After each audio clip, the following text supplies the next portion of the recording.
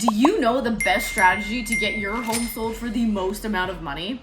Did you know that it could depend on the market too? Today, I'm diving into my pricing strategy to determine list price for your home. And I'm gonna share with you the 2 strategies that I use to determine value of your property. Most realtors are only familiar with one strategy, but I'm not like most realtors.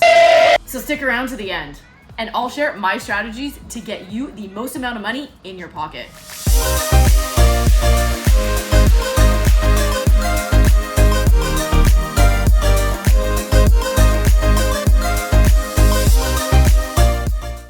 If this is your first time on the channel and you want to know everything there is about real estate in Vancouver, subscribe below.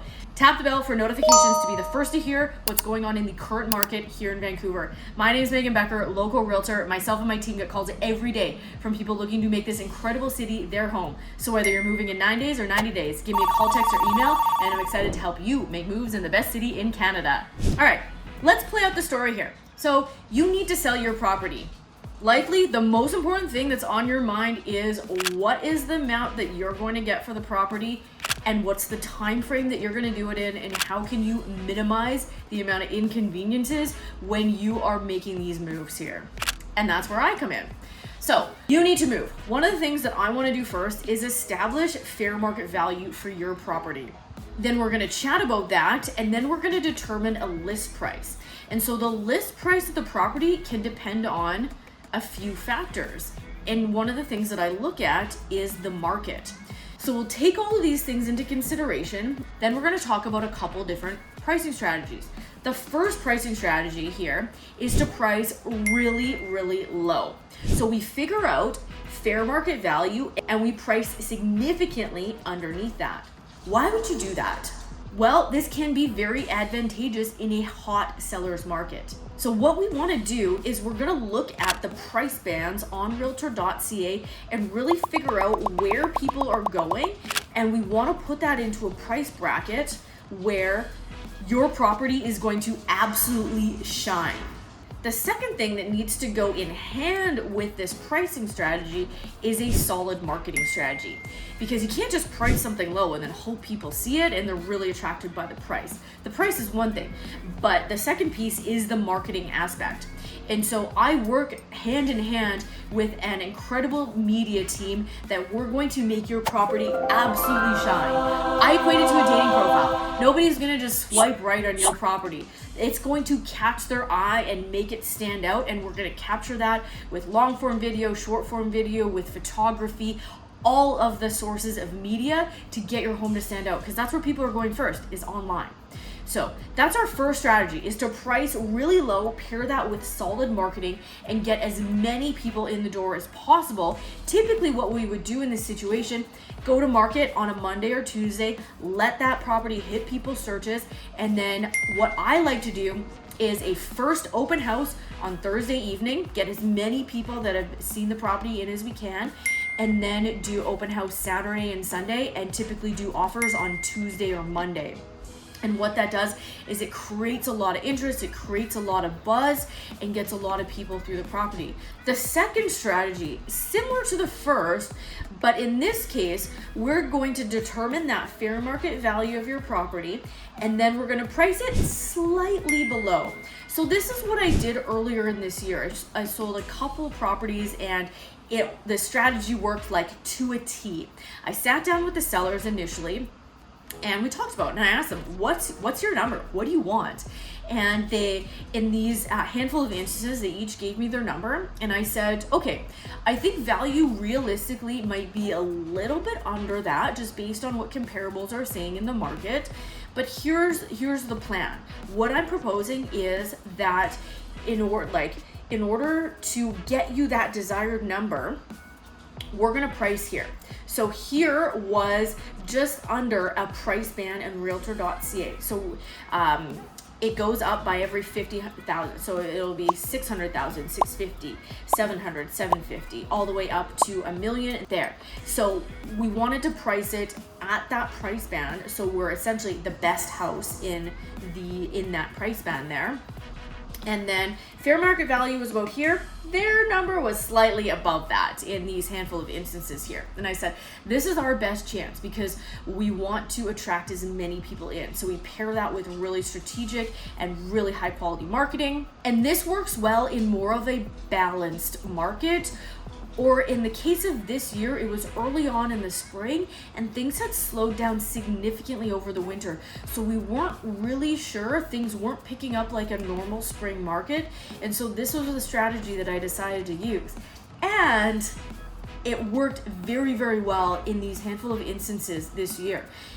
In all three cases, I was able to get sellers their desired price that was slightly over the fair market value there, because we were able to properly market the property and strategically price it and create all of that interest. And so there's a lot of stuff that goes hand in hand to making sure that your property looks great when it hits the MLS, the pricing is right, and then the strategy as far as getting as many people in there as possible. In one of the situations, we were able to get an offer that very first night on the Thursday of the open house. We still did the open houses for the rest of the weekend, and we were able to attract so much more interest that it gave the seller security. If that initial buyer did back out, we were going to go to market again and hopefully draw up another multiple offer scenario. The third pricing strategy is not really a strategy, but I see it used very often, so I'm calling it a strategy.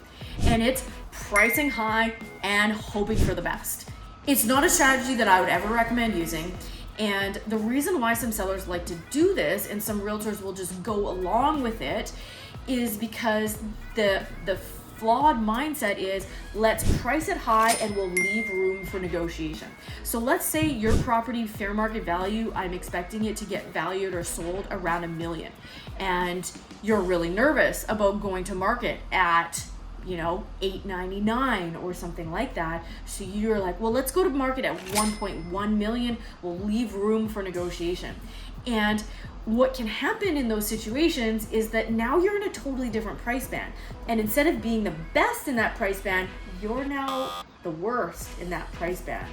And people are comparing this property to all of these other superior properties. And so oftentimes what happens is your property sits on the market. And what I always tell clients is, the longer a property is on the market, the more in the driver's seat the buyer is, which as a seller, you want to be in the driver's seat.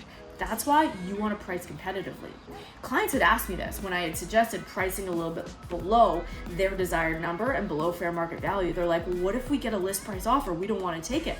And I said, cool, you don't have to take it. You can counter whatever you want. You don't have to accept an offer if you don't want to. And that's exactly what we did in this one case. Is we countered with my client's number. In the other couple cases, we got multiple offers, so that drove up the price beyond list price. But in one case, we just got one offer on that Thursday night at the open house, and the buyer gave us a list price offer, and my seller was like, oh, this is what I didn't want to happen. And I said, that's okay. We've been on the market for 2 days. This is the very first open house we have. We have a packed open house schedule over the Saturday and Sunday. I'm like, counter back with your number.